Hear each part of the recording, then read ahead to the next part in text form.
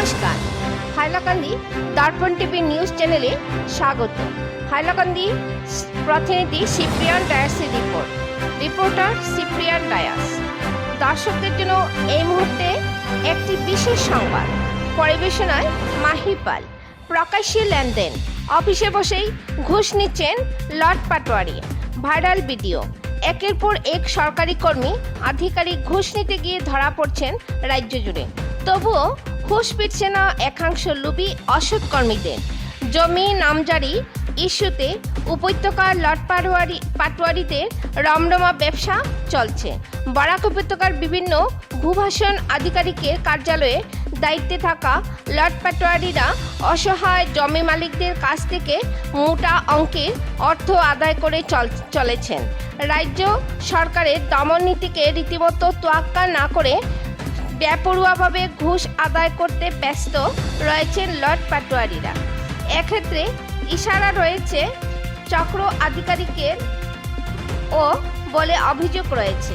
শিলচরের পর কাঠিগড়া এবার জমি নামজারি ইস্যুতে ঘুষকাণ্ডে নাম জোড়ালো বদরপুর ভূভাষণ আধিকারিকের কর্মী নিয়োজিত লট পাটোয়ারি বিশু দাস ও গৌতম দেবের বিরুদ্ধে।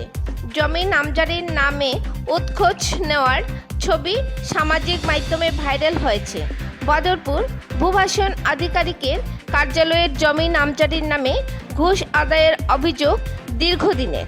এদিকে এই লট পাটোয়ারিদের বিরুদ্ধে এই সার্কেলের অধীনে ভাঙ্গার বাসিন্দা নুমান উদ্দিন, জিয়াউর রহমান, জামাল উদ্দিন ও সুবোধ দাস। জমির মালিক নুমান উদ্দিন অভিযোগ করেন, তার একটি দলিলের নামজারির জন্য পাটোয়ারির সঙ্গে যোগাযোগ করলে গৌতম দেব নামের লট পাটোয়ারি 12,000 টাকা দাবি করে বসেন। নুমান উদ্দিন অভিযোগ করে আরও জানান, উত্তরাধিকার সূত্রে জমির মালিক তিনি, কিন্তু বদরপুর ভূভাষণ কার্যালয়ের জনৈক এক লট পাটোয়ারি তার পৈতৃক জমি টাকার বিনিময়ে অন্যের নামে নামজারি করে দিয়েছেন।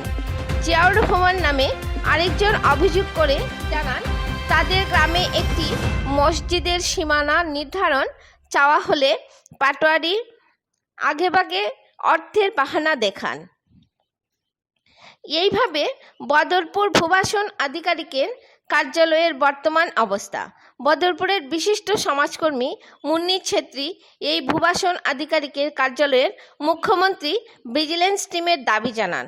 বিস্তারিত দেখুন হাইলাকান্দি থেকে পাঠানো সিপ্রিয়ান ডায়াসের রিপোর্টের মাধ্যমে। হাইলাকান্দি দর্পণ টিভি। পরবর্তী খবর পেতে চোখ রাখুন হাইলাকান্দি দর্পণ টিভির পর্দায় এবং নিত্য নতুন খবর পেতে চ্যানেলটিকে অবশ্যই একটি লাইক ও ফলো করে দেবেন, যাতে সবার আগে গরম খবর আপনাদের কাছে পৌঁছতে পারে। ধন্যবাদ। এই যে মহাখালী ব্লক আছে সার্কল তো বদরপুরে সার্কল। আমার অভিযোগটা ওই রইল, আমার ছোট একটা ভাই অসুখ, তখন আমরা কাছে পয়সা করে নাই, আমরা নিজে জায়গা বেচতে বাধ্য হয়েছি ভাই চিকিৎসা করার লাগিয়া। তখন একজনের কাছ থেকে আমরা পয়সাটা নিতে হইলে আমরা মানে জায়গাটা দিতে লাগে। তখন তো এটা আমরা নাম জানি না, এটা দেদার নামে জায়গাটা আছে। আমি ওটা মানে ওর কাছ থেকে যে ওটা রাখিয়া আমি পয়সাটা আনছি, আমি নাম জারি লাগিয়ে এটা ওই অফিসে আনিয়ে দিচ্ছি বিশুবাবুর কাছে কাগজগুলা মরিব দরিয়া। বিশুবাবু এই যে সার্কেল অফিসের একজন বিশু দাস না কি জানি বিশুবাবু বিশুবাবু ডাকে, এটা মরিব আছে ওটা নামজারি করে দেওয়ার লাগে। আমার অনেক দিন থেকে আমি আটাইছি যে আমার পয়সাগুলো দেন না, আমার নামজারি করে দেন না। নামজারি করিয়া না দেওয়ার সত্ত্বে আমি যার কাছ থেকে পয়সাটা আনতাম, পয়সাটা আনতে পারছি না। আমার বাইক শিলচর মেডিকেল টিবি ওয়ার্ডে আমি বহুত বাইরে চিকিৎসা করছি, আমি প্রায় 85,000 টাকা পর্যন্ত খরচ করছি, বাইরে বাঁচাইতে পারছি না। কিন্তু যদি এটা নামজারি করে দিত, আমি অমুকের কাছে জায়গাটা বিক্রি করলে আমি পয়সাটা পাইতাম, বাইরে বাঁচাইতাম পারতাম। কিন্তু এত বড় হারামি করছে। এই কাগজটা যখন আমি দিছি বিশুবাবুর কাছে, তখন এই কাগজটা আমার রিজেক্ট আসলো না। কিন্তু মানে যতদিনগুলো আটাইছে আমারে, আটানোর পর থেকে যে এই কাগজগুলো যে অনেকদিন, এটা কাগজের মধ্যে ডেট আসছে, এটা কাগজের মধ্যে ডেট আছে কবে দিন। বিশুবাবু আমার বলেছে 12,000 টাকা দেবো। যখন দেখছে না দিছি না, আমি দেবার কথা এইটা নামজারি করার দেওয়ার জন্য, নামজারির কারণে এটা কাগজ দেওয়ার 1 সপ্তাহ পরে এই যেই দিন এই কাগজের মধ্যে আছে। আমি অনেকদিন হয়ে গেছি, কেন আসছি না। এই কাগজটার মধ্যে লেখা আছে, এই কাগজটার মধ্যে পুরো ডেট আছে, কবে দিছি কবে না দিছি। এটা বিশুবাবুর কাছে আছে, কিন্তু বিশুবাবু অনেকদিন ঘুরাইছে। এই অভিযোগখিনি সার্কেল অফিসারক জানাই ম্যাডামের কাছে এই কাগজটা দিছি আমি, ম্যাডামে হাত দিয়া লইছে কাগজটা লইয়া আমারে গাড়ি থেকে কইছে ওইটা যা বিশ্বপুর কাছে গিয়া দিয়া ওইটা নামজারি করে দিত। তখন আমি গেছি বিশ্বপুর গেছি লিয়েরা বলে ম্যাডামের কাছে কেন গেছ, ম্যাডামের কাছে কেন গেলে তুই? আমার খুব রাগ দেখাছে, তখন নিজের রাগ উঠে গেছে, আমি নিজের রাগটা কন্ট্রোল করে দিচ্ছি। পরে আমার কইছে তোর কাজটা কাজ করে দিমু, তো ওই যে আমি আমার পয়সাগুলো কইতাম পয়সাগুলো দিম তোর কাজ করে দিমু, কিন্তু পয়সাগুলো মিলাইতে পারছি না। আজকে আমি অফিসে আইছি দিদির সঙ্গে, দিদিকে আমি বলছি দিদি আমার এরকম দুঃখ। সার্কেল অফিসার কি করেছে?